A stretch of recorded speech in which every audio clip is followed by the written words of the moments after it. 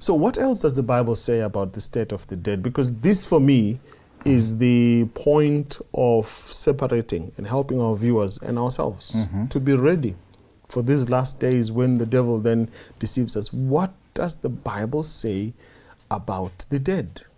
Because remember, the first lie I remember was told in the Bible at the point of deception of Eve was, did God say, you shall not eat of all the trees in the Garden of Eden? That's how the question was posed. Yeah.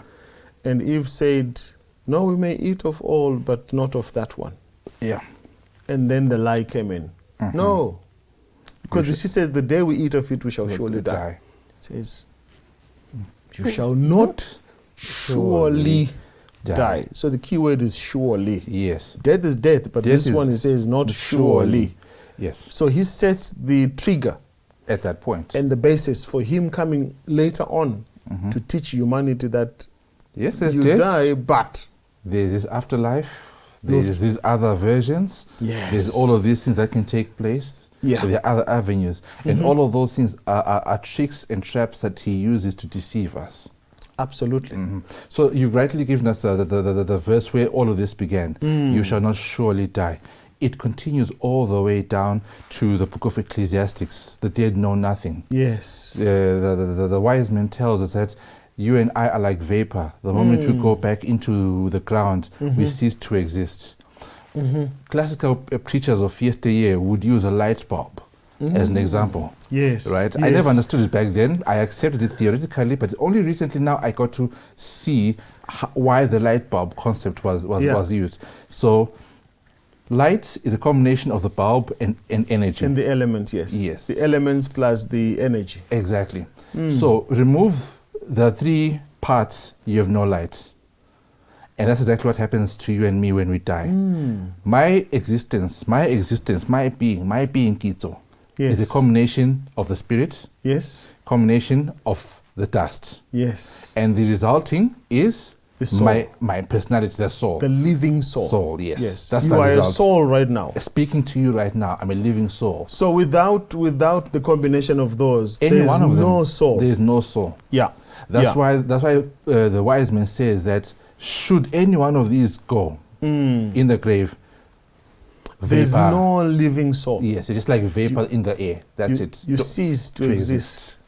I like what Job says when he says, when you die, your seat does not even know you. True.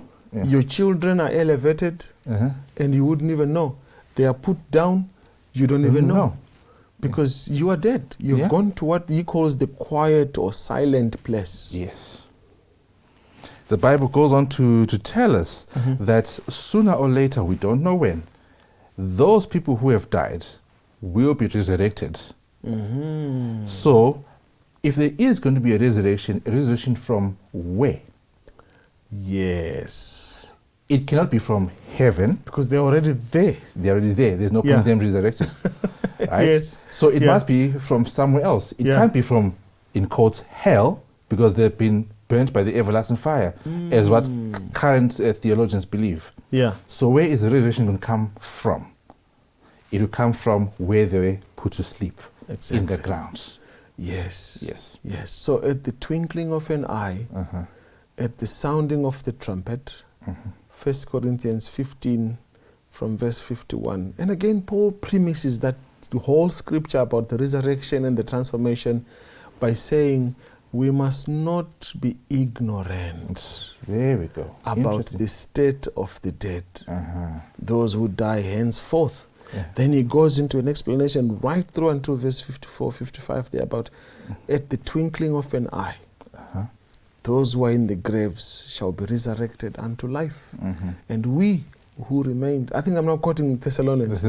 Yes, I've moved from, but he says, we shall be changed. This immortal shall put on immortality. Yes. So that this body that dies puts on a state of not being able to die again. True. So until that time, between here and then, we die and we go and we sleep. We have no reward on what happens on the earth. Nothing at all. And any teaching that therefore says I am alive somewhere it comes from that drop of the enemy that poisons our beliefs and our teachings. Very true. And we therefore will be lost.